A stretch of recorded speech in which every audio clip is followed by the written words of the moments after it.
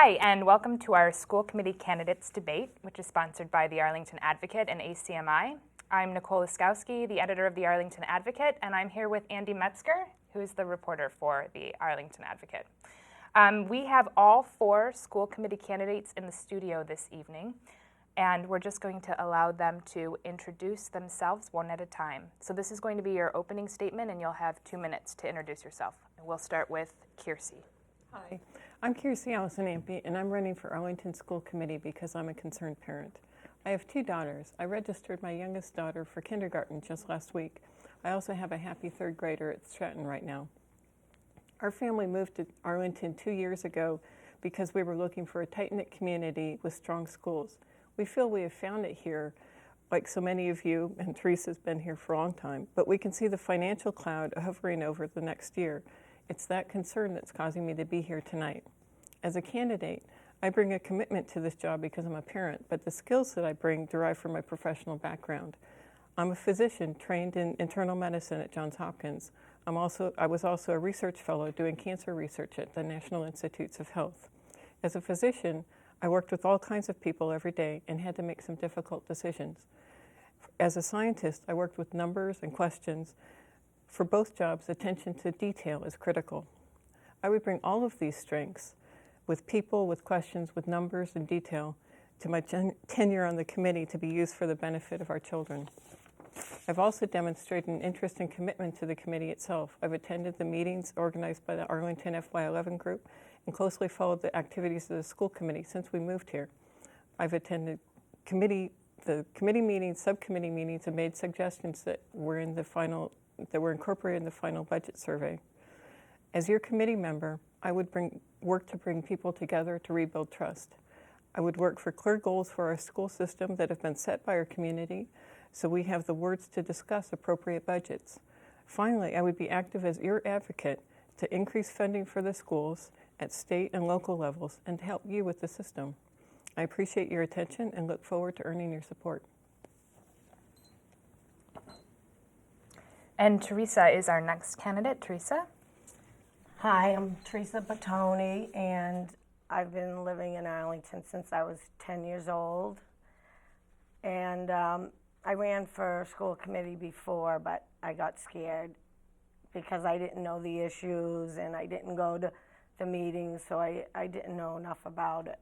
But this time I said, I'm gonna go and I will go to the meetings and learn what I can. I grew up in Arlington, and I was a line leader in the 5th grade. I played softball, CYO, 3 years. I was secretary and treasurer of my 8th grade class at St. James.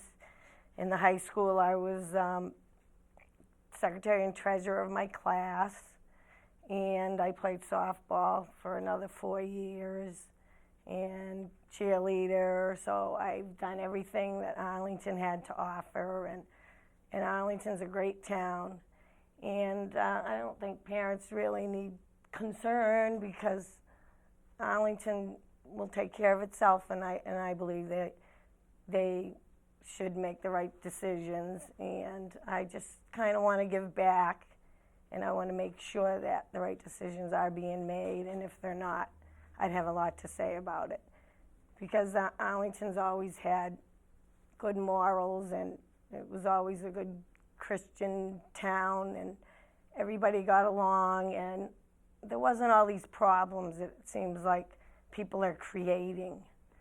Like there's not trust, but that's one of the reasons I like to be on the school committee, because I just want to make sure Arlington stays the way it used to be. And what else?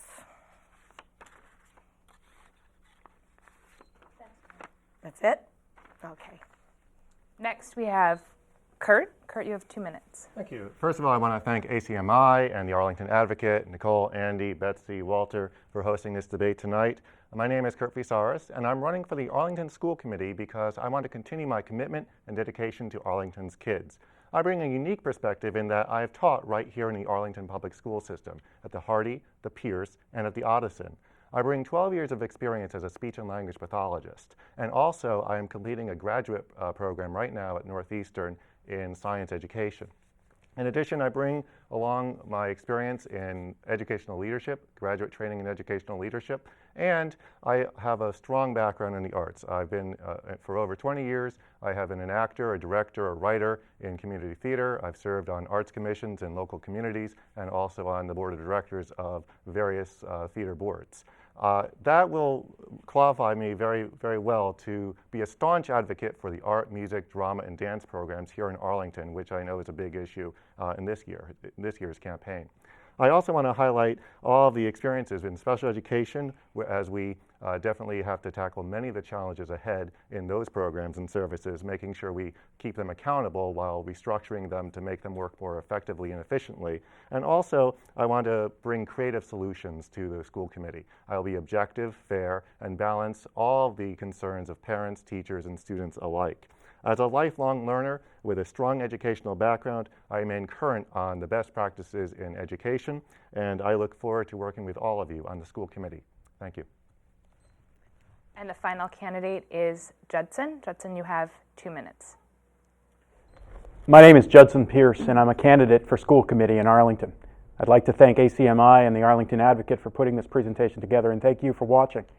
I look forward to working on the school committee, and I had an unusual experience the other night. I was walking my dog, and my son Ben, who's a 5-year-old and a kindergarten student at the Bishop School, said to me, "Why are you out all the time at meetings, Daddy?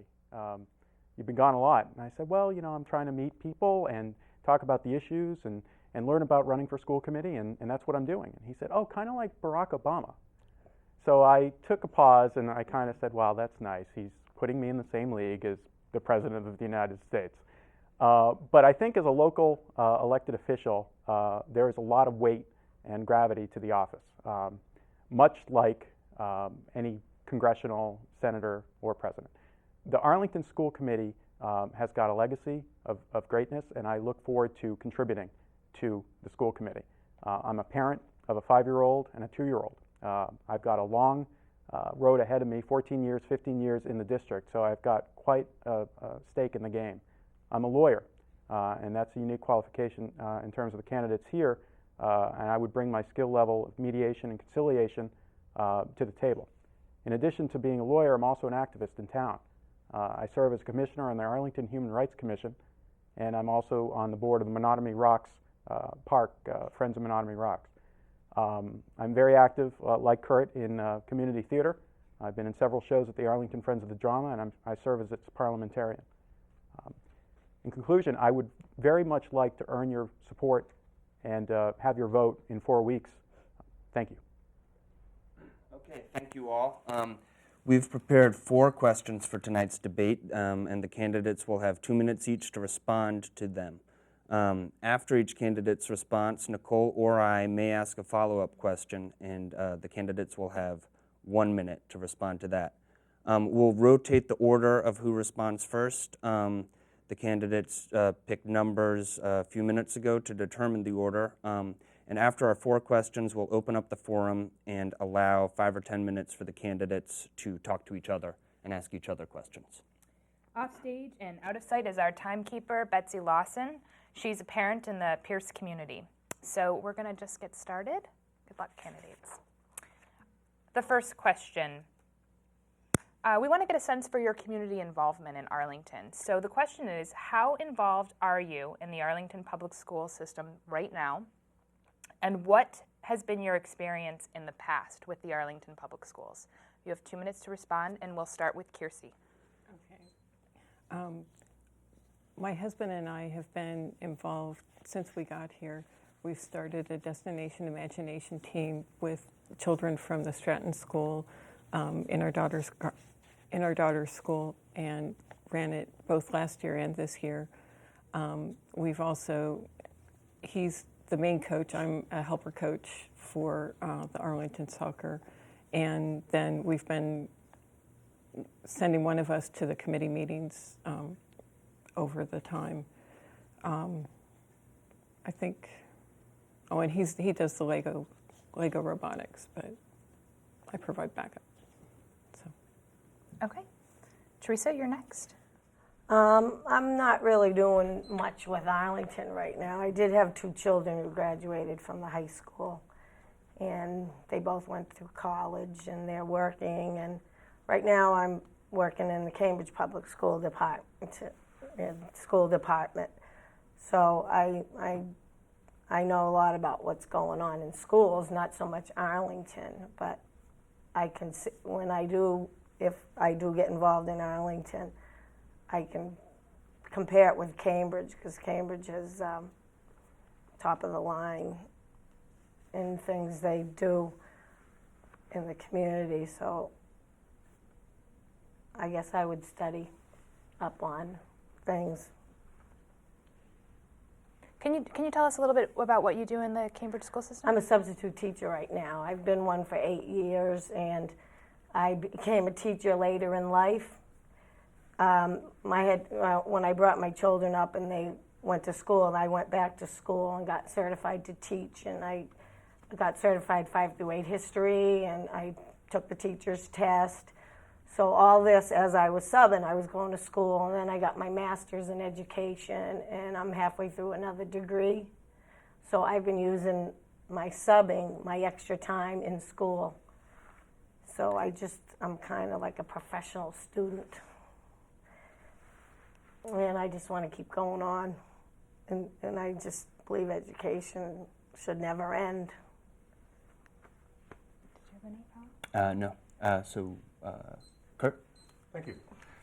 Well, as I mentioned before, I've taught here in Arlington, and I started out as a speech and language pathologist in the schools, and then later as a science teacher at the Audison.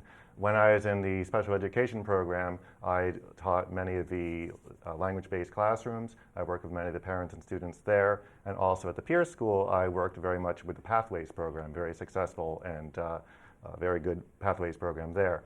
Also, in team meetings, at special education meetings, I worked very closely with parents and teachers to balance their views very constructively to make sure we're implementing the best services in the best interest of their students.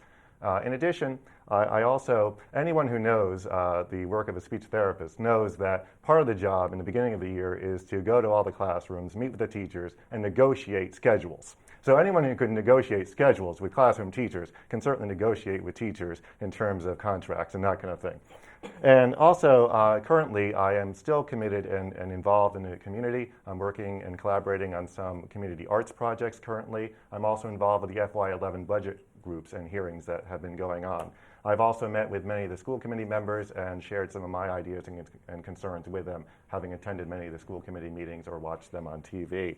So I want to remain dedicated and committed to the same level and degree as when I taught here, and listening and opening up the conversation and dialogue with all parents, teachers, and stakeholders in our schools.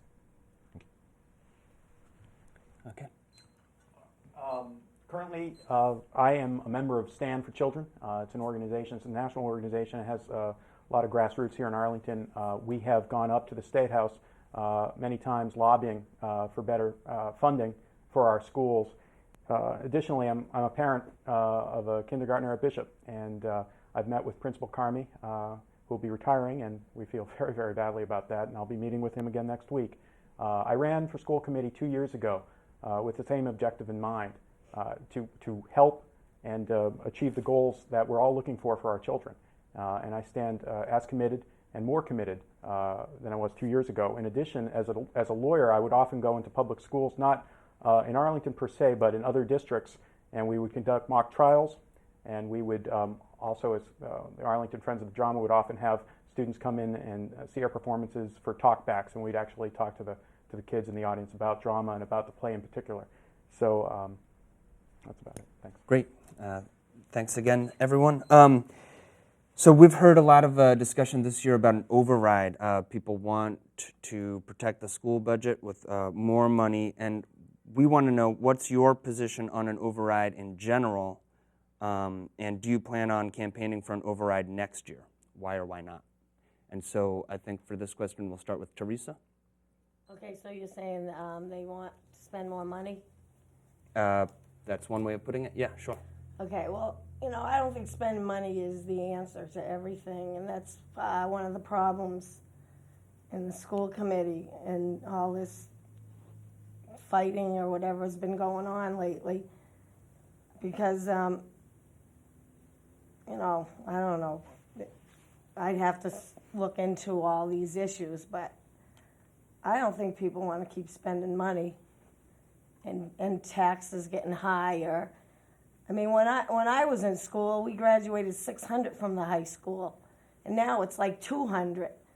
And like, there's so many heads of jobs that could be eliminated. It's like keep spending and spending. I mean, where's it going to end? We're in a kind of a recession here, or we're having, the country's got all these problems, and it's like spend, spend, spend. I don't think it's necessary. Money's not going to make people's lives better. All this, whatever the school committee was doing, they were spending money on frivolous lawsuits, which was ridiculous. And spending money on rugs to put in the library. I mean, there's just, it's just out of control. So I would say, stop spending money. Okay, and Kurt? Yes, thank you. Well, first of all, I think in terms of an override for this year, it's my understanding that this is not is a non-starter for this year. But for next year, it's something that may very well still be on the agenda. And we have to take a wait-and-see approach first to see where we stand economically and financially. But if we are still in need of an override, if our schools are still in dire need, it's something we need to consider. But we need to involve everyone in the dialogue. We need to include everyone in the process. And I think we also need to work towards some sort of shared sacrifice. I'm a teacher and I taught in the Arlington schools, and one of the things when I taught in Arlington I realized is that I sometimes disagree with my fellow teachers, my fellow colleagues. One of those areas is with the so-called GIC, the Group Insurance Commission. One of the things I think we need to do is we need to look at some shared sacrifice in terms of that program, because we need to reduce and rein in some of those health insurance costs, because that's really what's cratering our budget right now. So we need to look at ways that we can save money, reduce costs in those areas, so that people can be confident that everyone's in this together and contributing and making that compromise. In addition, we are currently facing a $3.6 million deficit in our schools. We're looking at perhaps a 5% cut in state aid for this year, which can be very devastating to our schools. We have some sources of money. The town did kick in a little bit more money to us. There's another $400,000, I think, that are coming into us by way of teacher. They wanted to take early retirement incentives, so that's good. But we're still dealing with a massive deficit, and we have to see where we're at. But absolutely, if we were to face that crisis a year from now, we need to pursue all options and consider everything on the table. Thank you. Thank you. Judson. Thank you, Andy. I know there are arguments on both sides to this issue as to passing an override, and I certainly understand why people support or are against it. I personally feel that it was difficult to put one on the ballot this spring, so I concur with the Board of Selectmen in making that decision. Frankly, school committee members do not say whether or not an override is going to appear on the ballot. Would I, as a school committee member, exert any influence or power or lobbying effort to try to galvanize and cause a coalition to build over an override? I absolutely would. I absolutely would. And I think that next year we really have to, together as a town, realize why an override could be important to the town as a whole. 5 years ago, there was a pact made with the town that the schools would do more with less, and I think that's proven it has.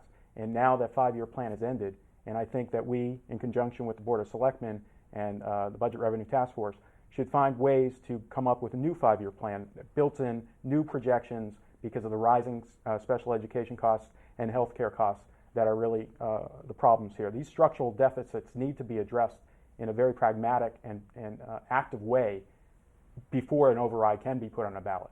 So the override, in my view, would be well supported if the school committee did more in terms of addressing these structural deficits, and I think we can do that. Thank you.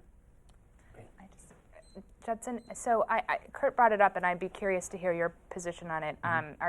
What is your position on the GIC? Well, the GIC is an 800 million pound gorilla because it has so many members, and that's why the costs are lower to the individual members participating. From what I can tell, it did run at a slight deficit last year, as did most of the state agencies, and in fact, the GIC ran at a lower deficit than many others. Governor Patrick was in Belmont last week, and he spoke about this issue to a group of teachers and legislators, and it was his feeling, as well as our delegation's feeling, that the GIC is a terrific avenue for the town to save as much as $4 to $5 million, and I think that we strongly have to review that and go over that with our teachers and have them at the table. Have the teachers at the Budget Revenue Task Force meetings. Have them have a say in whether or not this is a plan that they would buy into. Thanks. Great. So, Kirsty. Going back to the override, my understanding echoes Kurt and Judd's that the school committee is not the ones who bring the override this year to the table, and that the political powers that be have pretty much indicated that it's not a happening thing. But looking at next year, I think there is likely to be a need. We have costs in the schools rising 10% or more for special education. Healthcare is rising at similar rates. We have a cap of 2.5%, which doesn't even hit inflation many years. And you can only squeeze so far before you need to get some more money.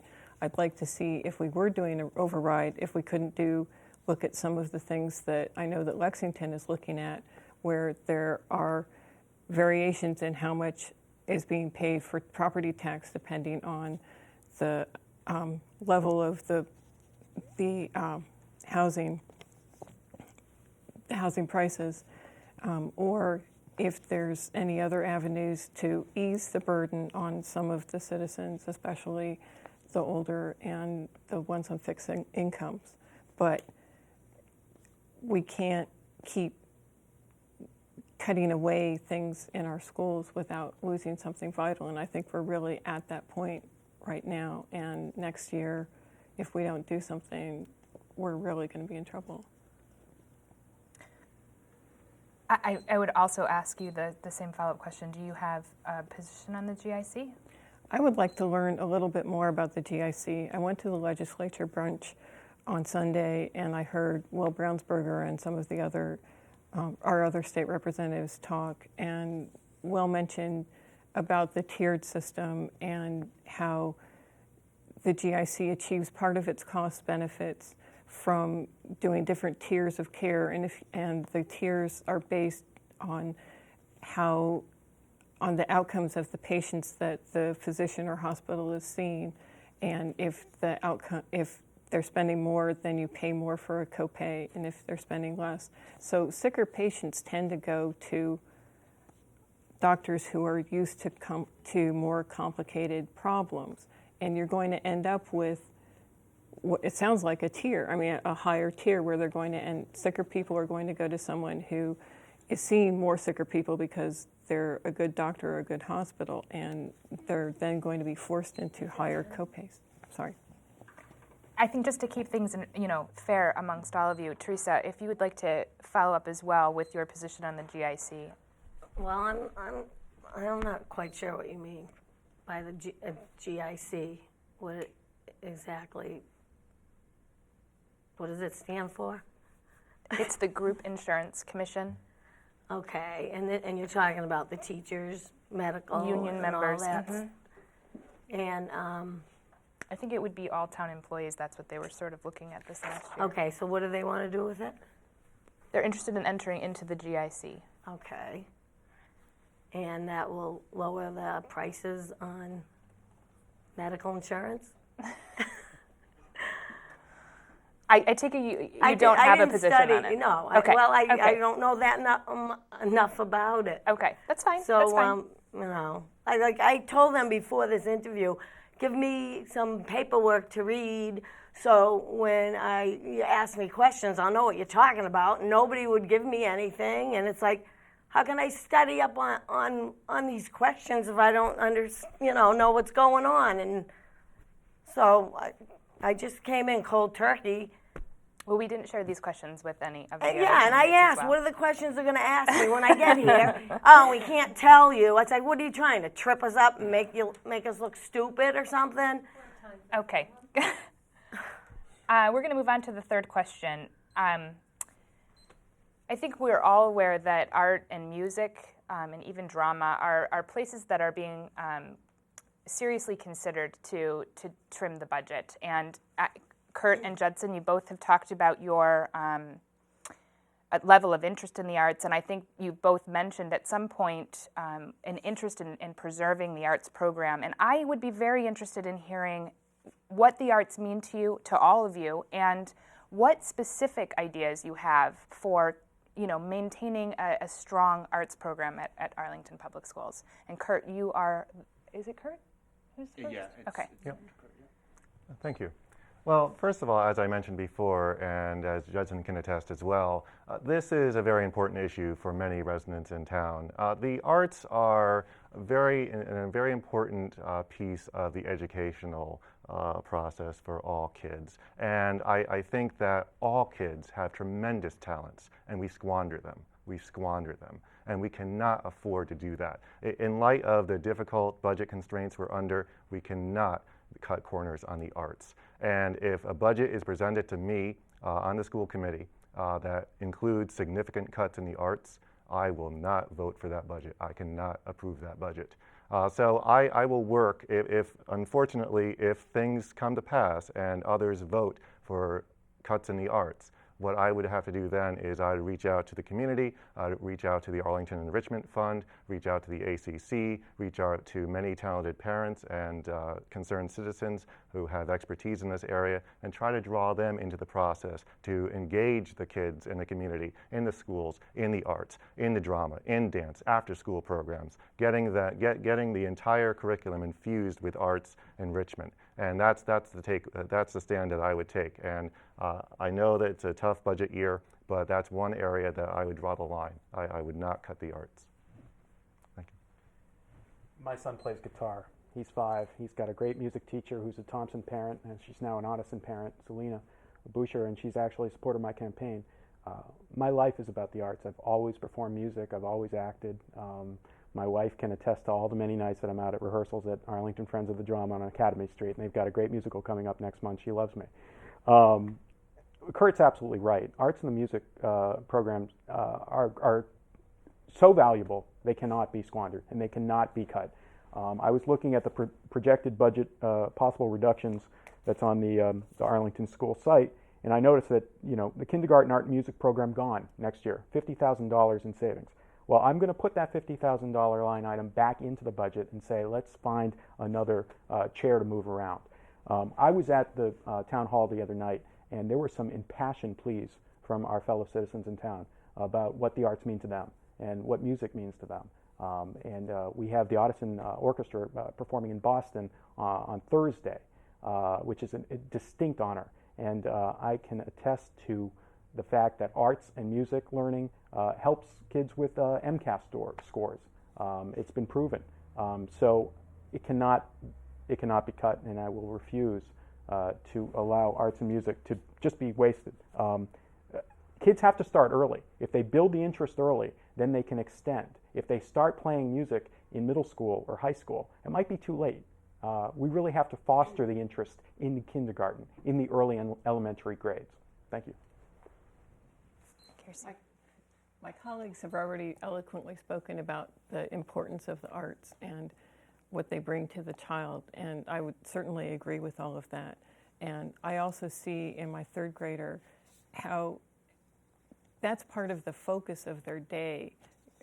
The thing that they talk about when they come home from school isn't what I read or what I did in math, even though those things are very, very important. It's what the special was. And I did art, I did music, I learned to play this song on the recorder. We did a duet. The teacher liked this. All of that's so special. I agree that the administration has been making the right choices in protecting the core, and I agree that it's important to get the class sizes down to a certain amount, because beyond, if the class is too big, the kids aren't going to, it's just not going to function well. But beyond that, I think we need to start saving the arts and adding back in as much arts as possible. The kindergarten program, and at the high school level, I don't know exactly what all you add in there as well, but save the core to what's sort of an emergency core, and then add back in arts. Teresa? I'm 100% with the arts, because I've done a lot of acting in my life too, and I believe in it. I also think if you're going to do it upright and put on shows and make money, sell tickets, fill that auditorium. There's people.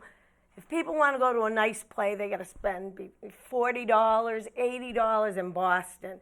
And I've seen in Cambridge, they have a huge art thing. And I've seen some of these shows they've put on. It's like, just as good as you would go and pay for one. And the dancing and all that. And I think it'd be great. But the money we should get it from ticket selling and have, parents all, even if it's $10 or $5, if you fill the auditorium up, everybody'd go for $5. And just every week have a show put on. Show what you're doing with the arts. If you're not going to show, no one's going to want to fund it. I'd be all up for, hiring the taxes for that, because it helps the kids develop. And, they're afraid to get in front of the class and talk, and just by doing acting would break the ice. I think that would be, and we could become well known for our acting. I think that's great. I'm all for it. Great. Okay, so for our final question, and this starts with Judson.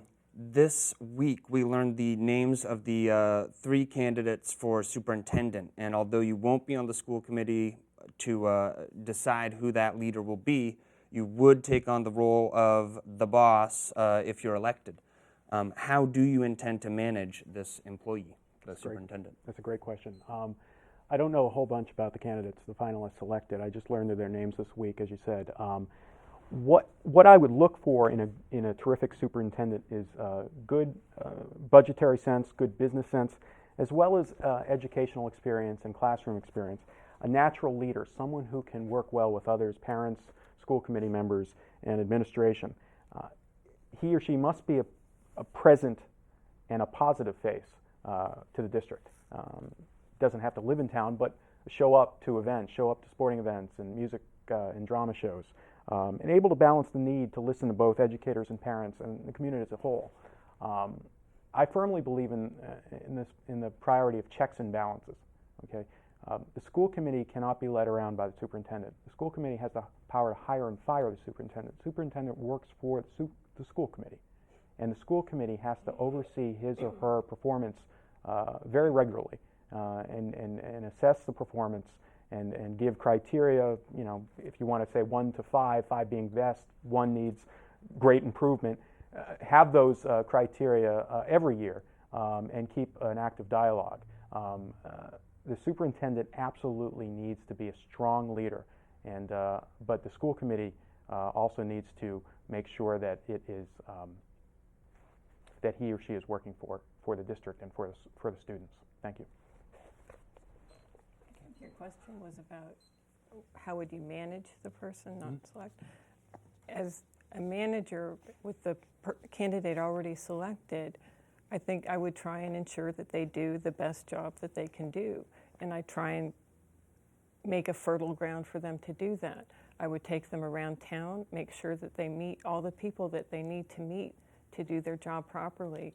All the town selectmen, everyone,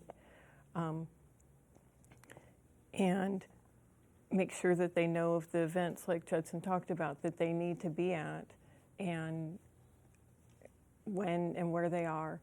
I think you also need to make sure that you have clear goals with your school, with your superintendent, and then follow through with them and be consistent. You can't keep changing your goals or your desires in midstream. That doesn't lead to a good working relationship. And finally, you need to find out what they need from you and help them get it. I think that's all. Great. So, Teresa. I agree that you can't have a superintendent who's going to push their way around and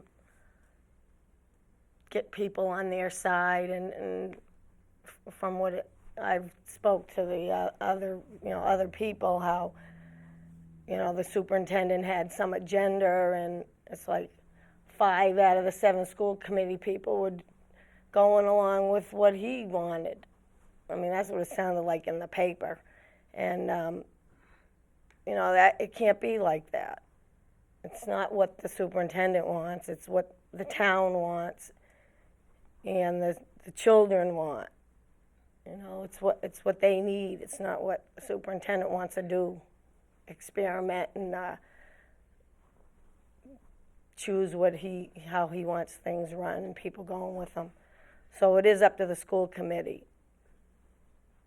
to decide what the superintendent does. Okay. We still have, I'm Kurt. sorry, Kurt. Sorry. No problem.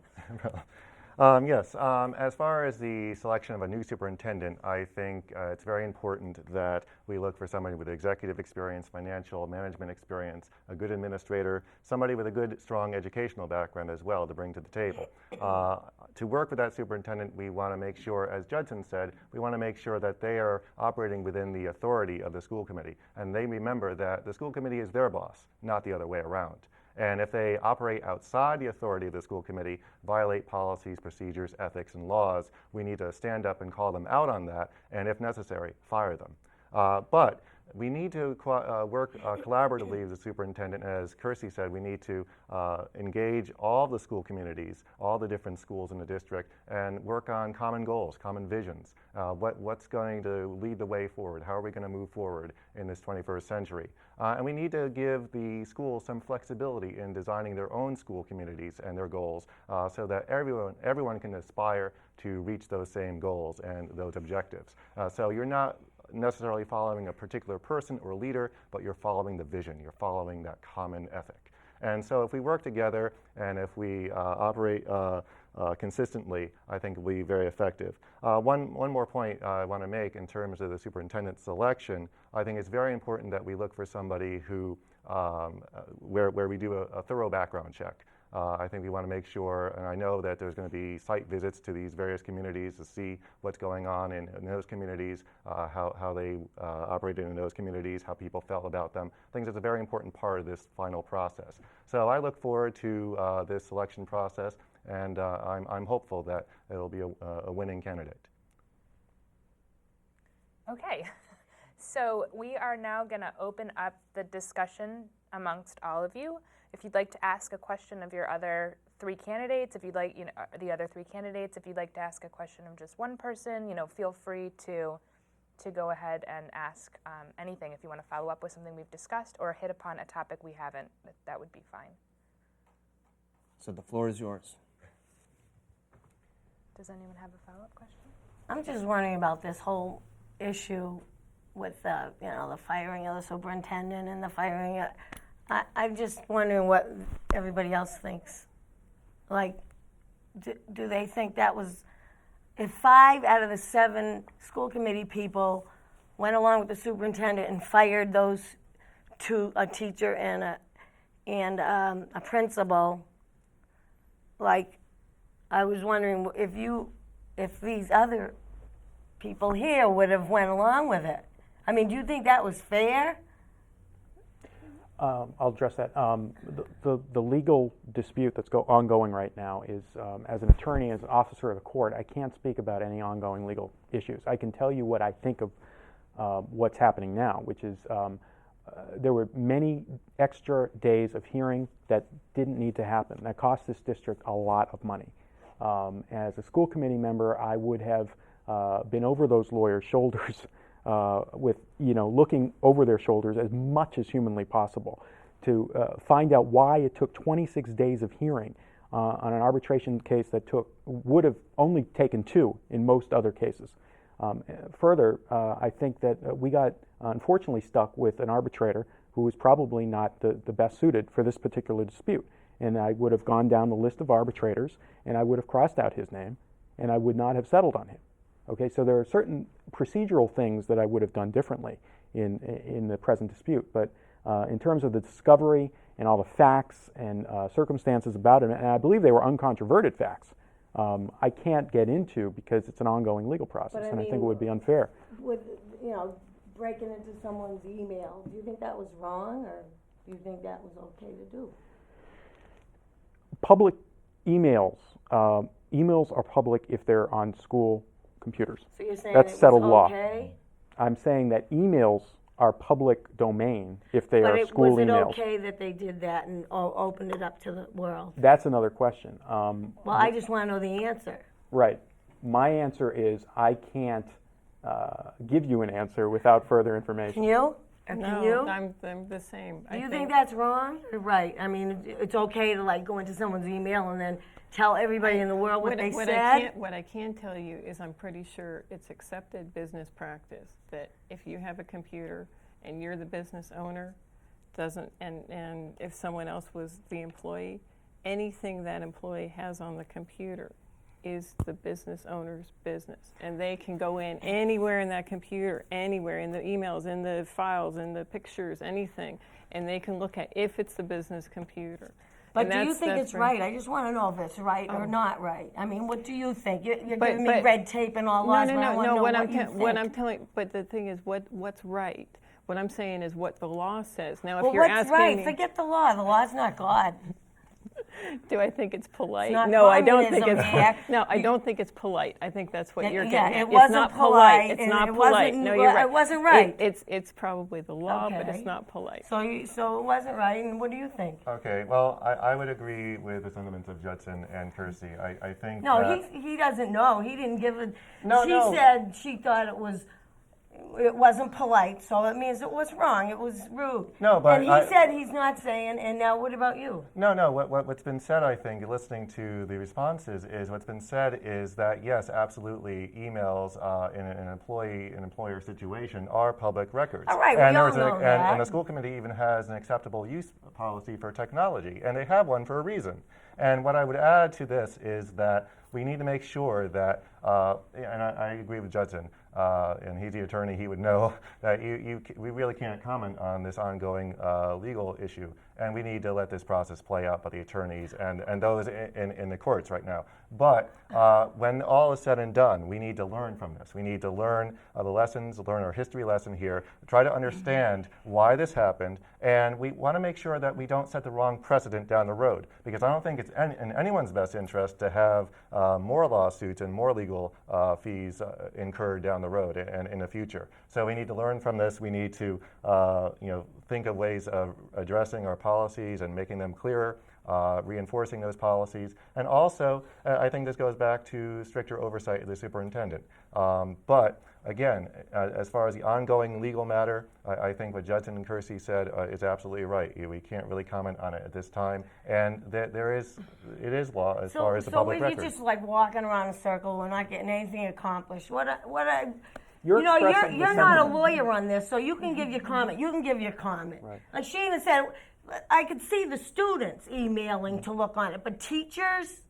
You're expressing the sentiment I think a lot of people in town have. That's divided the town in many ways. This whole legal situation that's lasted 3 years, it brings out the most visceral reactions and emotions in people. And I think that's something a school committee candidate and a school committee member must recognize, that it cannot put aside, as Kurt said, we have to learn from this issue and learn how to do things better. Learn what? Learn that it's okay it's not okay to go into someone's private life. It's like if I was talking to you and someone else heard me and then they went around and told everybody what I said. It's like there was no need for that. And if, where would you have voted? If you were on the school committee and they asked you, should we get rid of these people, would you have said yes or no? That's an impossible answer. I can't even. See, I can't why even, can't you? I don't know wanna all the be on facts. the school Oh, I can- committee, I- and We don't now have the facts. all of a Teresa, sudden. I can tell you why I can't tell. Because I wasn't here and I wasn't there. Well, so now you're asking me questions to be on No, no, school committee, no. and I don't really have the answers here because I'm not there, and like everybody has all these, saying things which you're going around the bush. You're just like beating around the bush, and I'm asking you, can you stand up for what's right and freedom to talk? There's porno movies being rented in video stores in Arlington. So if someone says a little, dirty joke to someone, all of a sudden you're firing people over this. It was nobody's business. So if 5 people voted to fire these people that were well loved, everybody liked these people, and then these 5 school committee people voted against it, fire the guy. Now, would you have fired these people? You know what I'd like? I don't have enough facts. I wasn't there. I don't know. Well, but I wasn't understand- either. I just read in the understand that you were paper. I don't really know upset. much about it. But I'm just giving you. Can I just interrupt for a quick second? I think the advantage that all 4 of us have here is that we are fresh faces and fresh voices to a school committee that has been plagued with some discord and dissatisfaction, not only amongst each other, but amongst the community. I think we have to rebuild the public trust, and we have to earn the public's trust. But I want to know right? if this is going to happen again. Well, I sure hope not, and it won't happen on my watch. No, and mine neither. Right. And I'm sure it wouldn't But happen I on mean, yours. this has ruined our town. Well, it's caused And a I big wanna dent make sure it's in not our. gonna happen It's caused a again. big dent in our It's like- ego and our reputation and our feelings between each other legal fight.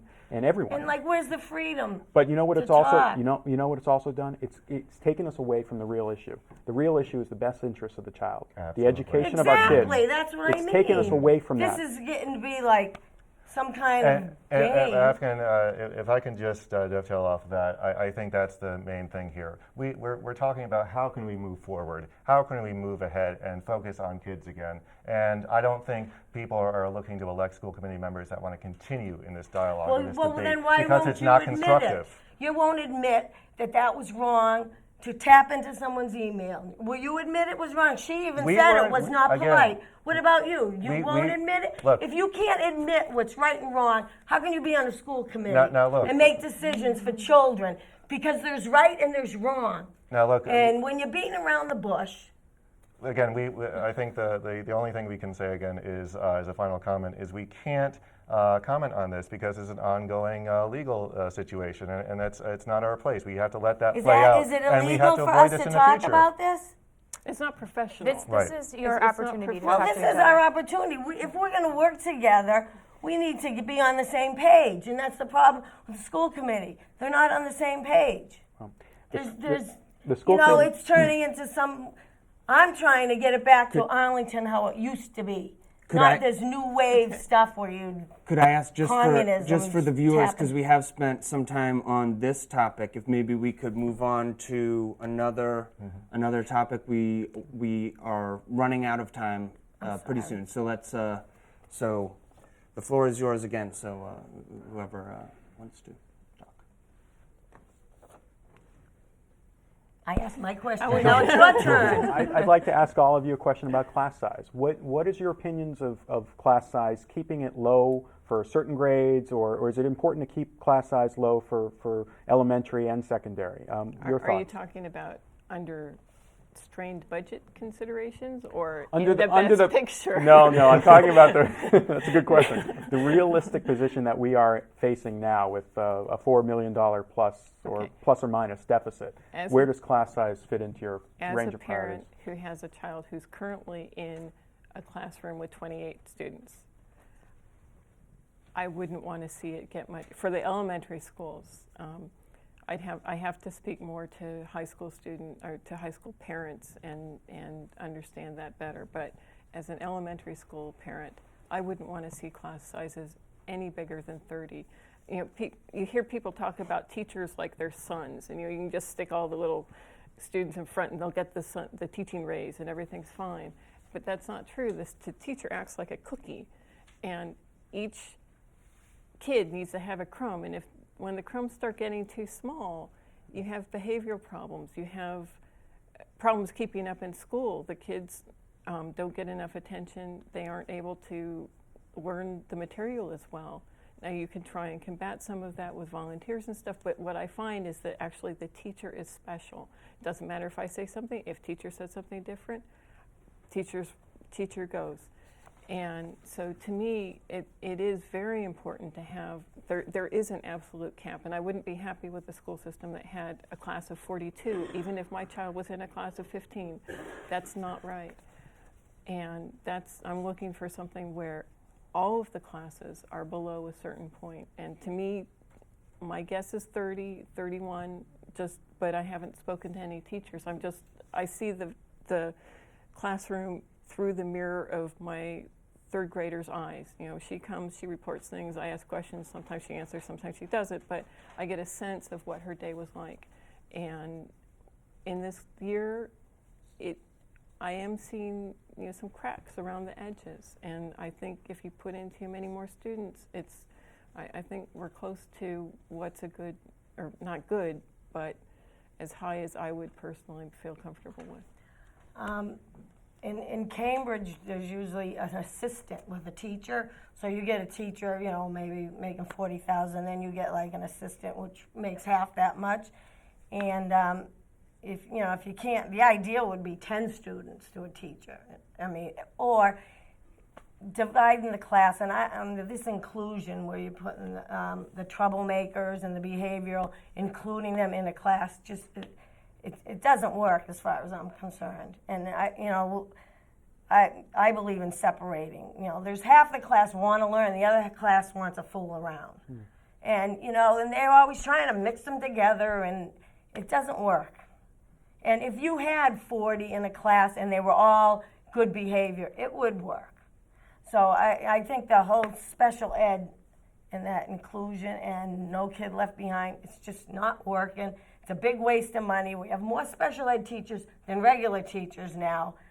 I mean, they have one-on-ones, like in Cambridge. They hire a teacher for one kid. And I did that recently for like 2 months. And it's like the biggest waste of money, and the kid disrupts the class. He shouldn't even be there, but every day they put him back in there, let him disrupt, and it's just, there's really a lot of problems with special ed and that inclusion. And I mean, but if you can't hire more teachers and get a smaller class, hire, assistants. They have assistants. You can have 1 year of school and be like a help and assistant, paraprofessionals they call it. So you can hire more. What I would add, or what I would say in response to your question, is basically I cannot accept class sizes. They're talking about class sizes of 30 plus, 35, perhaps, as Kirsty mentioned, even higher than that. And that's really an issue that's central to me, because I've taught classes of large students. I've also had very large caseloads. In Somerville, for example, I had a caseload of 100 kids. That was just absurd, not good, and it wasn't good for the quality of care of those students. What I would... Kurt, I'm sorry, we've only got 5 minutes left, so I'm going to have to interrupt and ask that we go now directly to the closing statements. Everyone will get 1 minute. And should we start again with Kirsty? I think we should start with Judson. Okay, yeah, start with Judson. Thank you, Arlington Advocate. Thank you, ACMi. And thank you, Kirsty, Teresa, and Kurt. This is a tough job, and I look forward to working on the school committee for a 3-year term. And I urge everyone to stay involved. I think what is happening right now in our community is great. There's coalition, and there is a large group of people, whether it be on the Arlington FY11 list or the A list, different email lists, or just in coffees in people's living rooms, talking with legislators. There's a lot of action going on in town right now to make sure that our schools stay strong. And Kirsty mentioned CORE. CORE is an acronym for me. I remain committed to finding new ways to solve the old problems, open to ideas, respectful of all the people who live in this community, and E for educating the whole child. I ask for your vote on April 10th. Thank you very much. Thank you.